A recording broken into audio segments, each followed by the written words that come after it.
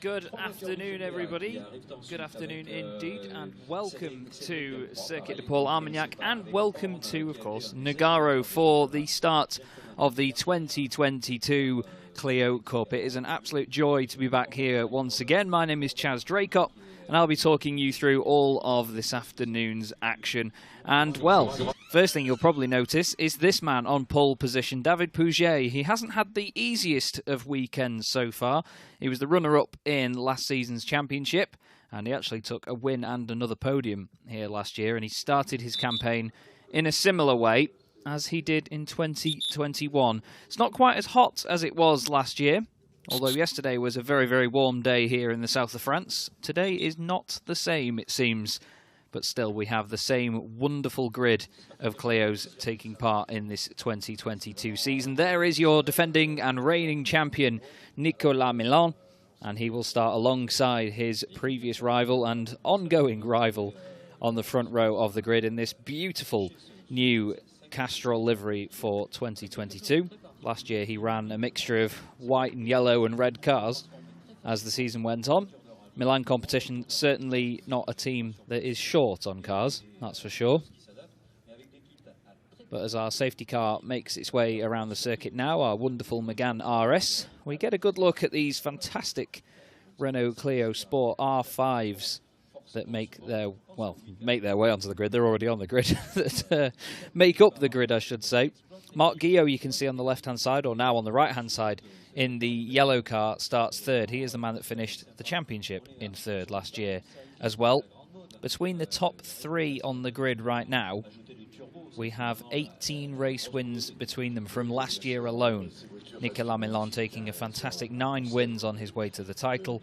David Poughjay taking 5 wins, and Marc Guillot taking 4. Marc had to wait quite a while for his first win last season. He said there were some slight engine issues plaguing him early on in the championship, but that didn't stop him ranking third at the end of it all. As you see there, the 1-minute board goes up. The cars will fire up the engines now, and the grid will be cleared of all personnel, and we can get the first race of the championship underway. At the same circuit we got things started last year as well, in the beautiful sunshine on this Easter weekend. We do, of course, hope you're having a wonderful Easter weekend so far.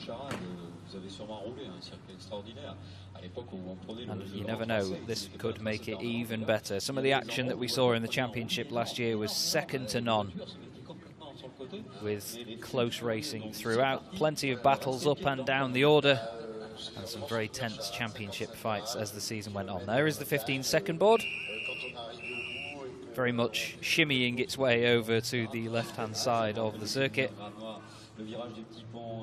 And the cars will be launched onto a green flag lap in just a second, and we will take you through the grid as they line up for the first round of the championship. You can see the wonderful pit lane and huge building here at Nogaro. It's a fantastic circuit. The very first purpose-built circuit in France in the 60s. The cars now make their way onto their formation lap. You will see a lot of very aggressive weaving here as the drivers try and get temperature into their tyres, especially today with it not being too hot. You can expect to see rear wheels coming off the ground, the cars cocking a leg, if you will, as they try and get that temperature in over this initial lap. Here is your grid then. David Poughjay on pole position alongside reigning champion Nicolas Milan. Marc Guillot and Mathieu Lannepoudon make it 3 Milan competition cars in a row, followed by 2 more GPA racing cars, Alexandre Alboy and newcomer Alex Finkelstein in 6th place. Jerzy Spinkovic is 7th, with Joran Leneutre in 8th place. Leo Jousset and Mathieu Rigoulet make up the top 10, Rigoulet leading the gentleman drivers category on this grid. Aurélien René is 11th, ahead of Guillaume Maillot, with Julien Bazeret and Cédric Delcroix on row 7. Then it's Frank Horn and Pierre Monmanet on row 8. Jeremy Bordegaray and Lorenziadis are on row 9. They're 17th and 18th. Yann-Maël Navio and Lionel Viguier, the reigning gentleman drivers champion, round out the top 20. Behind them is Michael Lille, Julien Febvreau, who is the French voice of Formula 1, I am told, on Canal Sport. and Mikel Leal is alongside him on that 11th row. Mikel Fay is on row 12 alongside Benjamin Corva, with Chen Han Lin, the Taiwanese driver, starting 25th alongside Antoine Bourgaray 26th, and at the back of the grid in 27th position on his own on row 14 is Gaël Rostan. You can see as well, it's fantastic to have more fans back with us this year. Of course, with the height of the COVID pandemic coming through the earlier to mid stages of 2021, there weren't many fans around here at Nogaro to get the season underway. There is the very complex shape of this circuit. As you see, the first sector and the third sector, very much a twisty bunch of corners that all go back on themselves. From turn 1 all the way to turn 6 is very tricky. They've got the humongous back straight here, which is parallel to a small general aviation and glider airfield just opposite. And then once you get hard onto the brakes into turn 7, it's all very flowing and twisty until you come back onto the start-finish straight, which in itself is not straight. We just had a quick shot there as well of the old start-finish straight from turns 12 to 13. I was there yesterday actually checking out those old buildings with all of the old Shell branding on and things like that. It looks absolutely fantastic. But the cars now line up then on the very large grid here at Nogaro to get their campaigns underway. As you see on the left there, the stands are absolutely packed with fans on this Easter weekend. We have 2 races, one today of course, and another one around the same time tomorrow actually, just before lunchtime. So some silence falls over the circuit then as the cars slot into place. We've got a car making its way into the pit lane there. I hope that is not, but I believe that is Julien Febvreau. It is, unfortunately. On his debut this season, makes his way in. Looks like he will not be taking to the start. He's just come past my window as well, I'm afraid. But the lights are coming on now, and the 2022 Clio Cup is underway, and it looks like a good initial launch from David Poughjay. Mathieu Lanapoudon from the second row of the grid has had an absolute belter. Jerzy Spinkovic has lost a position to Leo Jousset, but Marc Guillot round the outside of Nicolas Milon. They're 4 wide in the middle there. There's Mikel Fay trying to get around the outside of Rostan, who's made a good start in himself, to be fair. Guillot now second.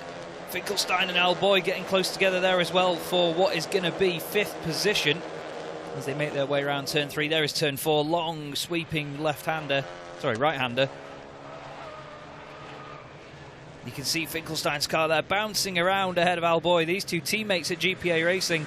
Finkelstein new to the team for this season. They've got Leneutre right behind them in the number 77 car. The young driver has been very impressive this weekend. And now they fly down the back straight.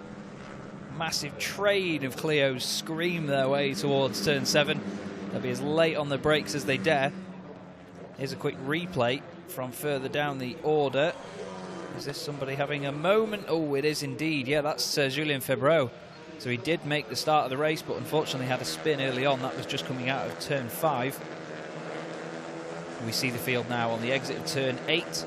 Hard onto the brakes into turn 9. This is a very tricky section to get right. So many different lines through here, especially when you're trying to overtake and trying to defend. It's a 25-minute race, and then we have an extra lap. So plenty of racing still to be done. But David Poughjay leads it then. Marc Guillot second. Nicolas Milon third. Behind them is Mathieu Lanapoudon. Then it is Alboy, Finkelstein, and, of course, the number 77 of Leneutre. You can bet right now that Marc Guillot is going to go chasing after David Poughjay. Spent the evening in the paddock with Marc Guillot, looking back at 2004 Clio Cup races where he started his journey in Clio racing. Since then he's been racing Clios, except for 2 years where he spent them in the Alpine A110. And he's come back to Clios for the fun, basically. These drivers absolutely love these cars. They do provide immense racing. And you've had drivers in this like Nicolas Milon just behind him there, the team boss and reigning champion. He's a 12-time champion now in Clio racing, at least. They're the ones I know of. But the top 3, these top 3 are always the guys to watch. They were first, second and third in the championship last year. Big lock-up by Poughjay as they go into turn 7. He's obviously going to be feeling the pressure early on. But as mentioned, these guys, 18 wins between the three of them last year, have a slight gap over Mathieu Lanapoudon right now. But then Finkelstein has got a big queue behind him. It's Leneutre, Jousset, Mayo, Spinkovic, Rigoulet and Bazire. Even Lorenziadis there as well. He's in 15th position behind Montmanet. Look at them just skittling and bouncing their way across the curbs here. They're very stiff little cars, these Clios. They do bounce around and you see quite a lot of movement from them. They lean on that front left there through turn 13. Then they get the weight transfer managed, pick up the left rear wheel as they floor it through turn 14 and get on the power. Guillaume looking very racy right now. They're right on the back of David Poughjay. Milan just sort of watching along at the moment. Look at how unsettled the car looked though through turn 2 for Nicolas Milan. Looked like that right rear did not want to go in with him. You can see there, look, the right rear wheel completely off the ground for all of them as they head into turn 4. It's a great sight.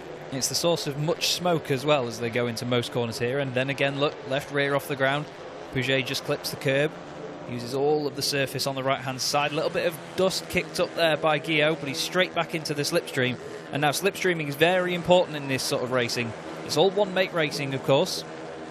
So all of the cars very, very even, and Renault have done a fantastic job over the years to make sure it stays even, but Guillaume doesn't want it to stay even. He looks down the inside of Poughjay.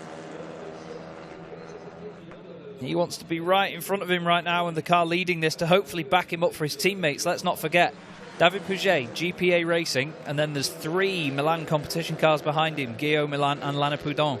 Lanapoudon seems to actually be catching up with these guys right now. And it looks like Leneutre has got past Finkelstein as well. There's the view of some of the GM Sport guys from on the pit wall. They'll be rooting for their number 99 machine, Guillaume Mayo, currently in 9th place. There's a lot of dust there as a car off, and that is the 123 machine is off the road. There is a quick look back at Guillaume trying the move, nearly making contact with Poughjay. But that was Pierre Montmanet that was off the road, the 123 car for GPA Racing. Hopefully he's got going again and we don't need to have any stoppages or a safety car. But Guillaume, well, I think he'd be quite happy with it, but no, there's definitely some damage to that car, to say the least there. He's had a good clout on the right-hand side, hasn't he, as Pierre? Doesn't look like the car is going anywhere. You can see Pierre still in the car as well. I think it may be a case of when, not if, we get a safety car for that. Now Milan right up behind Guillaume right now, isn't he? It seems like over the first sector, Poughjay can do enough to just open up that slight gap and get away from Milan and Guillaume. But then the slipstream keeps them together into the final sector. They're coming up to the scene of the accident now. Hard onto the brakes into turn 7. Guillaume looks again down the inside. Poughjay locks up again and Guillaume goes for it and gets the lead. Poughjay goes for the cutback though. This is going to be through turn 8. This could get messy. There's yellow flags, double waved yellows even. Well, there's 2 yellow flags and 2 yellow cars, and the safety car has been deployed. Now I'd say Guillaume was in front at the time of that safety car being called out. They were pretty much side by side, but Guillaume was down the inside into turn 9. This is into 11 and 12. A double apex hairpin at the top end of the circuit, which used to be the final corner. And there you see the field has seen the flags, they've seen the boards, and our wonderful marshals. Thank you, mate. And now the speed has been neutralised. A real shame to bring out the safety car so early in the season, but at the end of the day, safety is of the utmost priority in motorsport. And on that subject, I would like to thank our marshals again, actually, for the fact that we couldn't go racing without them. It's great for them all to be out here, of course, volunteering to do the work they do.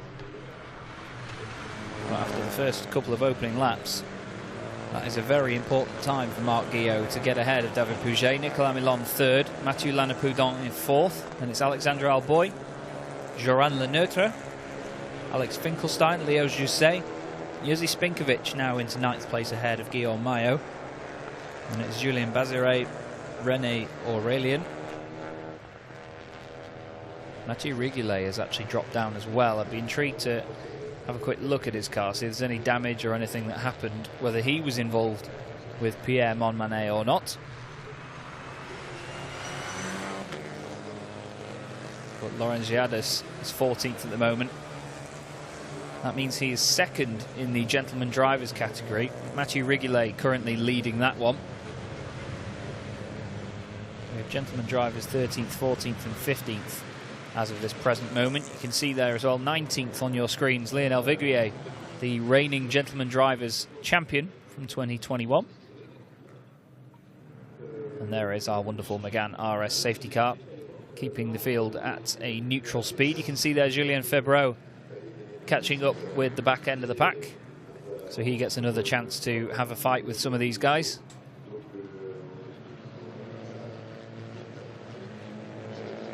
This very bright and colourful field filters its way around now through turns 9 and 10.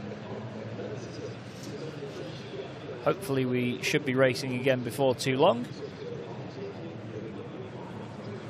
Lights still on the safety car. Now I've been told there is an incident under investigation, which is cars 78 and 88. That is the aforementioned Laurentiades and Horn in the 88 car. Both of them still running, so maybe just a bit of contact that contributed to them changing position. Fastest lap of the race so far has actually gone to the number 25 car of Alex Alboy. The number 25 machine currently running in 5th place. Out go the boards for everybody, giving them information on the current situation. Still over 15 minutes and a lap left to go of this race. So plenty of time still to run. Safety car will be in this lap, I'm told. So Marc Guillot can start to focus now on resuming this race in the best way possible, trying to hold that lead from David Poughjay.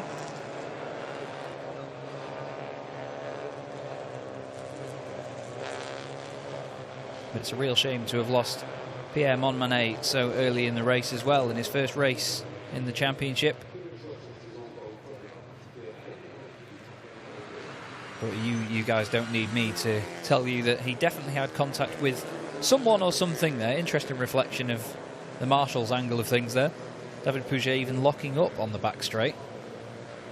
There is Pierre's car, or what's left of it, being taken away. It's had a heavy hit on the front right, which is quite an interesting thing to see, actually, based on where the angle of the car was or where it was placed in the gravel. It was on the outside of the corner, which is a left-hander, but somehow had damage on the right-hand side. I'm wondering whether he maybe lost it, went one way and then got damage from somebody else. But from what we've seen so far, there haven't been any other cars with any major damage or any problems.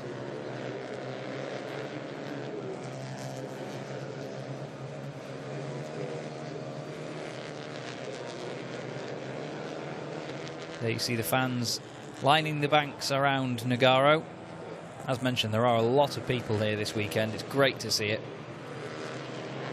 This circuit can accommodate a lot of fans around the track as well, with all of the different seating areas and banks that they have. There is the old Dunlop Bridge and the old pit lane on the inside there. You can see the size of how small these pit lanes used to be compared to how grand they are now. The green flag is waved at the front though, and we get back underway at Nogaro, and straight away Marc Guillot moves over to the left-hand side, tries to break some slipstream from Poughjay. He needs to watch his mirrors right now though, does David, because he is in one of the worst situations you can be in as a racing driver, where you want to attack the car in front, but you've got their teammate right behind you. So you've got to attack and defend all at once. Poughjay has gone from just having to defend to having to multitask right now. Right rear wheels come off the ground once again through turn 4. And then it's time for the left rear wheels to come off the ground as well. It's almost like some sort of aerobics display from these wonderful Clios. Guillot's done a great job though in this opening sector.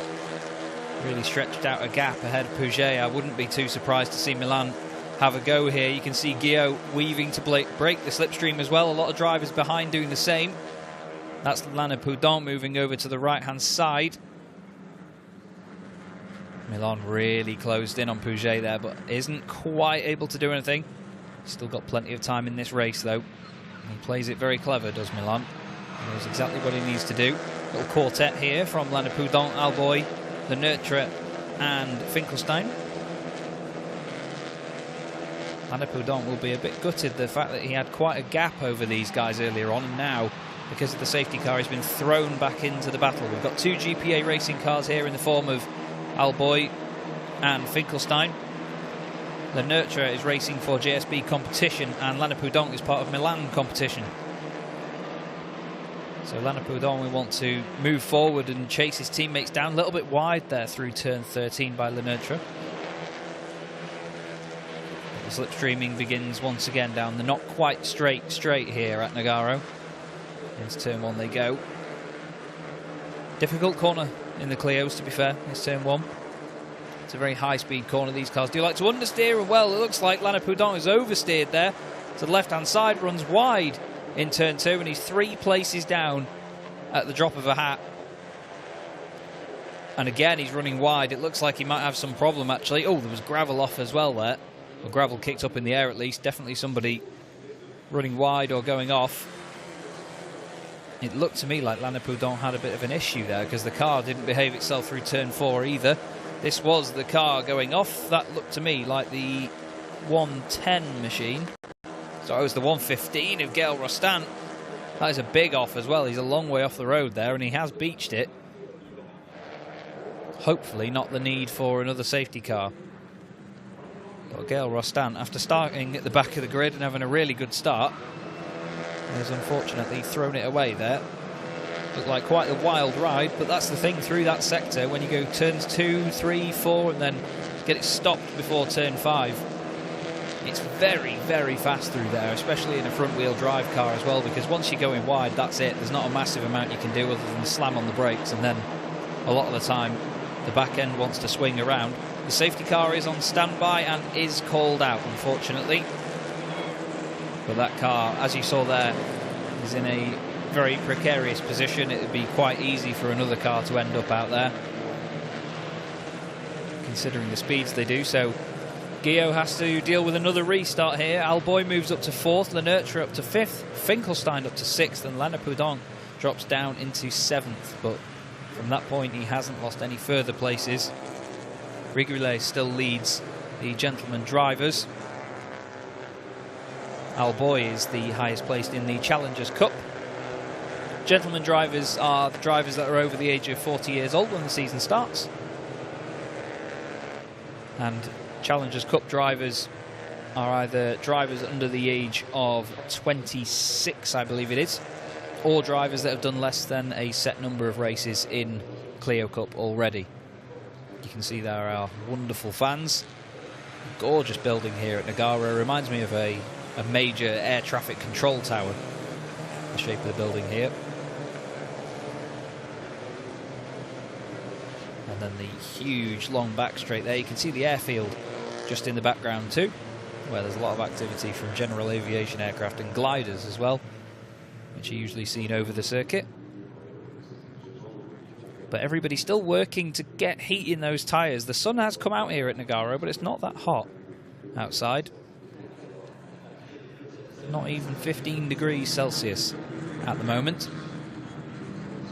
So still the work must be done in these slower laps to make sure that the tyres stay at an optimum temperature.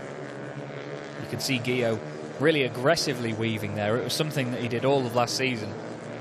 Mark certainly does love to throw this car around behind the safety car. You usually see two different methods of weaving. Either the sort of slower, wider weaves that some drivers do that are a little bit more gradual, or you see them just very aggressively chuck it fully right and left as quickly as they can. You can see Poughjay doing the former there, and a lot of drivers behind him.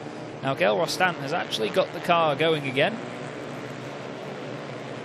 A lot of these machines do actually, the earlier ones especially, got converted from rallycross cars actually into the sort of tin-top touring car style Clios that you see today. So Gael Rostand is just taking his car back to its roots there, I think it's safe to say. You can see all all manner of gravel and bits falling out of the bottom of it. I imagine the car will feel a lot lighter when it gets out of that gravel trap. Just waiting to see him come past the window here. Unless he's already been past. No, he's just going down the back straight now, actually. He's weaving his way down there to shake any remaining gravel out of the car. As a spectator at the side of the circuit as well, you always, until you hear it again, you forget how loud the gravel rattling out of the bottom of these cars is. There was a GT4 car went off yesterday into the gravel trap and then made its way back onto the circuit. The noise was horrendous with all of the gravel falling out. But still, fantastic reactions as well from our race control and from our marshals as well to help keep this race running for as long as possible under green flag conditions. And car 115 has been black flagged. I believe that may be for causing the safety car and then continuing, I'd imagine.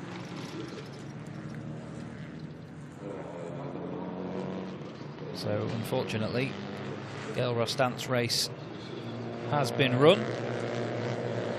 Not sure if he'll complete another lap and then go in if he gets the black flag this time round. Just looking out my window to see if I can see black flag getting waved.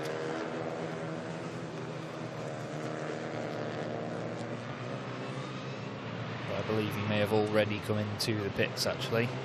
I'll wait and see.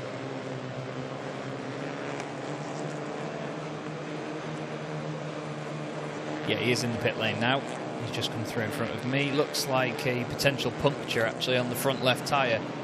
Whether that was caused by the incident or before the incident remains to be seen. But we're back underway here then through turns 13 and 14. Green flag conditions once again at Nogaro. And Clio Cup gets back up to full pace. The top five a lot more stuck together than they were on the last restart as they come past my window here. Looked like Guillaume Maillot was under a bit of pressure there from Julien Bazire. Under 5 minutes of racing plus a lap left to go. And Guillaume is all of a sudden under attack from David Poughjay once again. These two cars were involved in so many battles last season. Countless times I was telling people it wasn't the yellow one, it was the white and yellow one. But they had some immense scraps last season, not to mention as well Hockenheim, which was easily one of the most entertaining races of the season, easily one of the most entertaining races I've ever commentated on. But once again, Clio Cup provides great entertainment. Guillaume was down the inside of Poughjay there. Poughjay had clearly gone to the left-hand side of him, tried it around the outside, hoping for maybe a bit of a cutback. There is Maillot under pressure from Bazire, but for the lead, they're side by side. Guillaume and Poughjay. Guillaume had the inside line into turn 9 and would have had the inside line for turn 10 as well. He's still in front at this point. Now he's got Milan, Alboy and Lenertre all queuing up behind to try and have a go. Then you've got Finkelstein. This is Regardez in the white and green car trying to get past Julien Bazire. Looks like he's already displaced Aurélien René over this lap.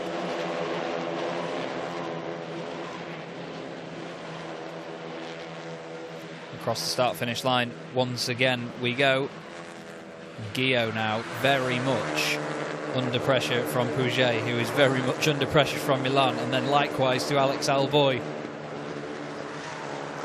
Julien Febreau has got past Corva a bit further down the order, I can tell you. But at the front, we need to focus on these guys. Even Lenertre is trying to come back into this as well now. He's in 5th place with a front row seat to the GPA versus Milan competition battle, as it always is in Clio Cup. These two phenomenal teams, plenty of cars each. Milan competition, I believe 6 cars or 5 cars this weekend. GPA Racing have 9 cars in their 2 awnings this weekend. Milan looks down the inside of Poughjay, looks down the inside of Guillaume. So close together, but these guys know their racecraft so well, and they know each other's racecraft as well. They know how all of their opponents drive. They've got the experience, they've got the talent. And we've got the fantastic entertainment before us. Through turn 10 they go. Over the very bumpy curb on the right-hand side. Alboy, you can see him there just trying to put his nose down the inside of Nicolas Milan. Just trying to add that little bit of pressure to distract him from trying to overtake David Poughjay.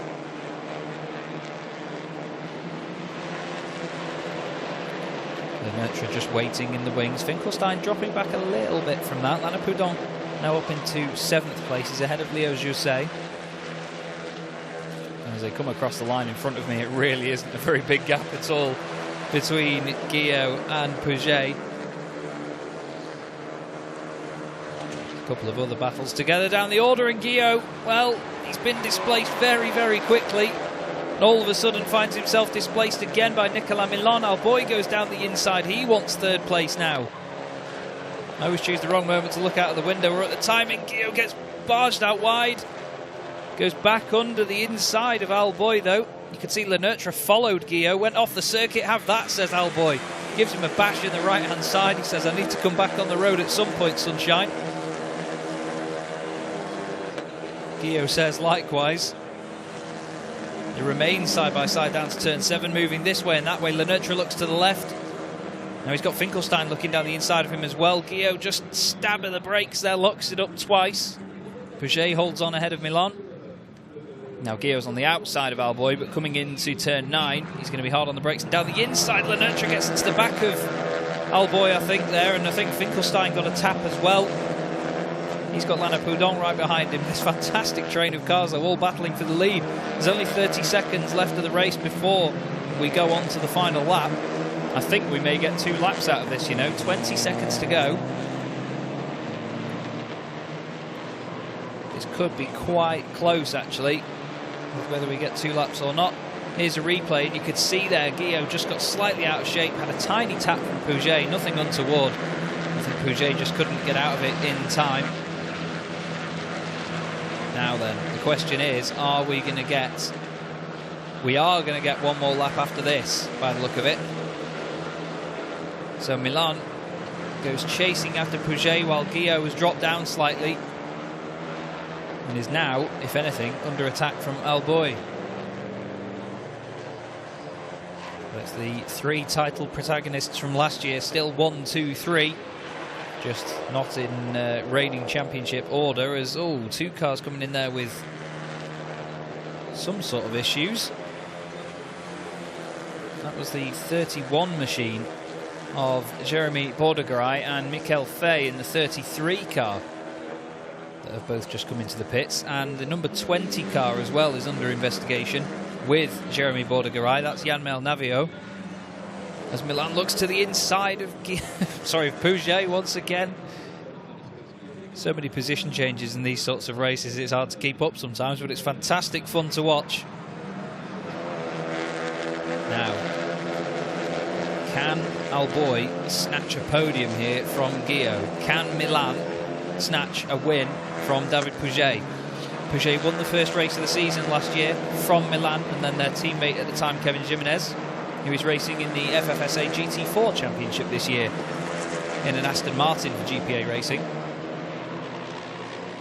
And then Milan won the 2nd race last year ahead of Guillaume and Poughjay. And that tells you all you need to know about how well these guys know this circuit.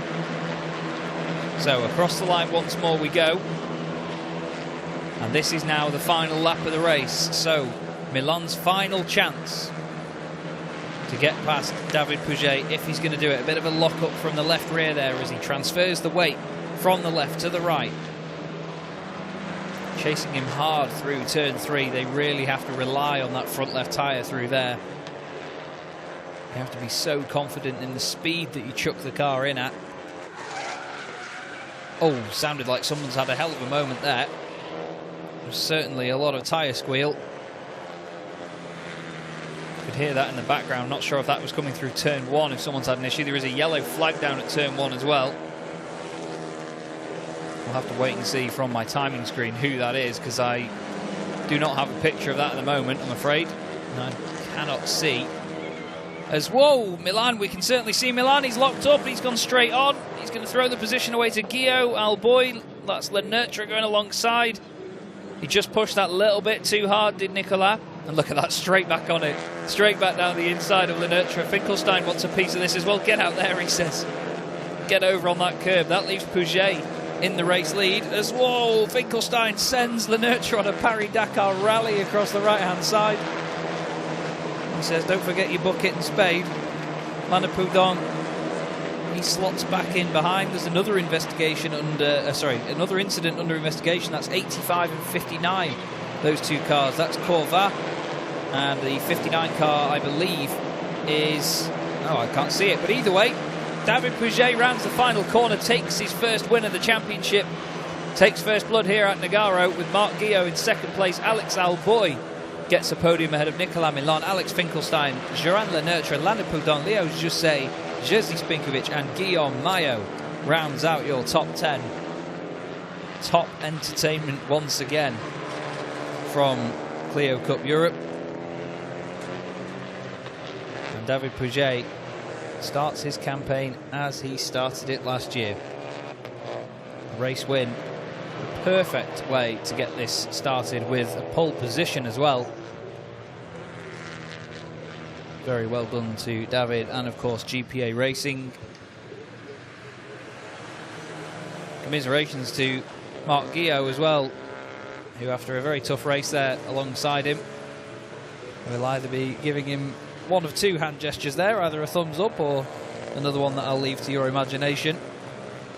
But there is always a lot of fantastic camaraderie in this championship, so I imagine all of these drivers will be very pleased for one another on their respective results. But now the sun is out, the action has certainly hotted up here at Nogaro, that is for sure. Not quite sure which was the second car, I'm afraid, involved in the incident down at turn 1. But it was car 85, which was Benjamin Corva. He was a bit further down the order. The only one I can think that would have been the other car might have been Chen Han Lin in the unique racing entry number 58. I did get it on the timing screen that it was car 59 that had been involved, but yes, number 58 has actually gone missing at the first sector according to the timing screen. Now, there is the number 58 machine. Marshall's absolutely loving it out there. But yeah, Lin's car there looking very second-hand, unfortunately, in his first race in the championship for the Taiwanese driver. But Poughjay brings the car back in. After a very hard-fought win, he certainly had to work to get that one back, didn't he? Guillot will be pretty devastated to have thrown that win away with that little mistake, but I imagine the contact wouldn't have gone down too well. Did look like there was a tiny tap. I'll get confirmation from him later on when I undoubtedly have a chat. But into the pit lane comes your race winner, David Poughjay.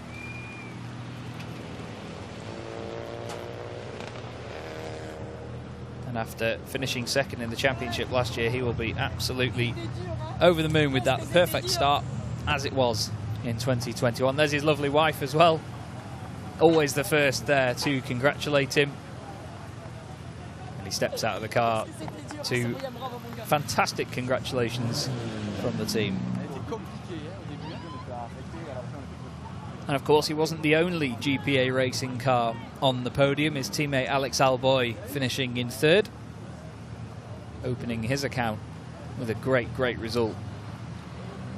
And there he is there, congratulating Alex. Marc Guillot has stepped out of car 2 from P2, and he'll be talking through the team, talking the team through how all of that unfolded. But you saw just how easy it is to lose the back end of these cars. All smiles still from Marc Guillot, so I imagine he really enjoyed that one. As I mentioned earlier, he's been doing this a long time now as Marc, racing Renault Clio since 2004, back when it was the Clio 2. And there is Poughjay. You can see how hard these guys have to work, though, to win these races. And there they go, congratulating Marc. He'll be talking through the incident or the moment where the lead changed. And then Alex Alboy joins them as well. But it's all smiles by the look of it, all good camaraderie, as mentioned. It's great to see. Here's a quick look then back at how the race unfolded. As you see, it looked like completely different conditions when things got underway. Lana Poughjay with a fantastic start off the line, almost got between Gio and Milan. 4 wide further back as well with Regardez and Spinkovic. Unfortunate spin early on for Febro. And then just before we had the safety car come out, Marc Gio managed to just nip through into the race lead. Poughjay did not take it lying down at all, but then as the safety car came out, it was Gio that managed to retain the position as Montmanet's car, as you see there on the right of your screen, needed to be recovered. Race got back underway, and Gio had to hold on to it for not very long, to be honest, before Rostand put it off in the gravel. A suspected puncture, the cause of that problem there. The safety car was back out, but once again, not for too long. Thanks again to race control and the marshals for getting things underway so quickly. And the race continued. Gio would have to defend as hard as possible from Poughjay, but a slight moment and maybe a bit of a tap changed the race completely. Milan sneaked through as well. So too did Alex Alboy, another GPA racing car, getting onto the podium. Milan tried everything he could to take the win from his rival Poughjay, but ultimately that lock-up into turn 7, with just a couple of corners left to go in the race, would mean that Poughjay had quite the advantage. It was a scary moment near the end for the 77 of Joran Lenertre. He would eventually finish in 6th place. Poughjay takes the first win of the season though, ahead of Gio and Alboy. And once again, it looks like we're in for another fantastic season here in Clio Cup, with GPA racing and Milan competition going head to head throughout the year. Well, smiles all round and positive vibes from Clio Cup is exactly how we like to have it. And there is your result. Poughjay wins from Gio and Alboy. Nicolas Milan eventually 4th ahead of Alex Finkelstein. That's a fantastic debut though in 5th. Joran Lenertre 6th ahead of Mathieu Lanapoudon. He'll want more from the second race tomorrow. Then it was Poughjay, Spinkovic and Guillaume Maillot. Then it was Bazire, Regardez, René, and I'm not a poet. Laurent Ziadus in 14th ahead of Horn. Michael Lille, Cedric Delcroix, Lionel Viguier, Julien Febro eventually recovered to 19th place. Antoine Bordegaray rounds out your top 20. Benjamin Corval was 21st ahead of Jan-Mael Navio, and then the drivers that didn't finish: Chen Han Lin, Michael Fay, Jeremy Bordegaray, Gaël Rostand and Pierre Montmanet. Quite an attritional first race then, with a few cars falling by the wayside, but still a great start to the campaign for multiple drivers and teams, and a wonderful place to do it as well with all of our fans back here at Nogaro. It's certainly been a lot of fun. But I believe that is all we have time for before the podiums, where the drivers will then, of course, come out and celebrate their results. We should also have the Challengers Cup podium as well as the gentlemen drivers as well. I believe we'll have Alex Alboy on the Challengers Cup podium with Finkelstein and then Lenertre as well. In the gentleman drivers category, it was Mathieu Regardez who won that one. And here is our overall podium now, actually. David Poughjay stands on the top step. Marc Gio to his right, Alex Alboy to his left. Beautiful trophies as ever from Renault. And any moment we will have the national anthem of the winning driver.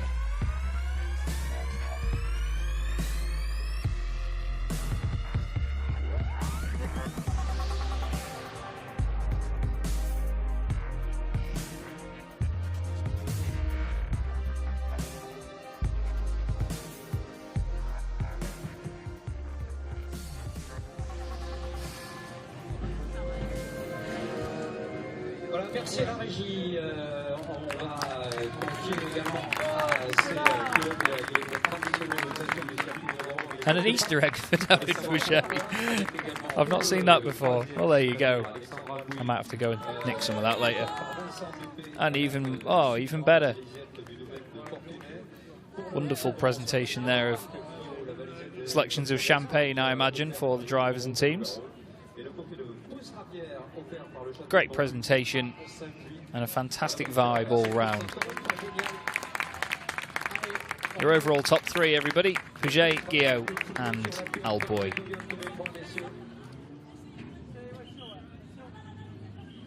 They now pose for pictures ahead of what will be the next race of the day. The Alpine A110s making their way out onto the track as of right now.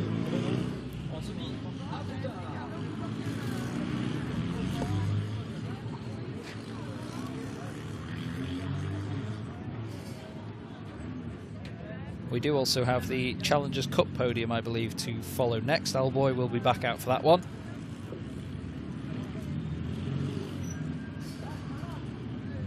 Finkelstein finishing second in that class. He'll be really happy with that. I spoke to him this morning and he said he was over the moon with the fact that he managed to qualify in P6 just ahead of Jerzy Spinkovic and Geran Lenertre.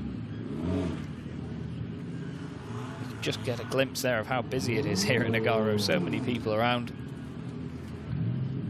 And the weather has certainly improved for the afternoon. A lot of the cloud and fog has disappeared. You can see from the heat haze there, it's definitely getting hot here once again in the south of France, which is just how we like it on an Easter weekend. It doesn't look like we're getting the Challengers Cup podium, actually. They are taking the banner down from the top end, so leaves it up to me, Chaz Draycott, to sign off for the afternoon. We'll be back with you again tomorrow at race 2, for race 2 at a similar time, actually. Race getting underway at 20 to 1 local time. But that's all from me for now. Thank you very much for watching, everybody, and we'll catch you again tomorrow. Have a good afternoon.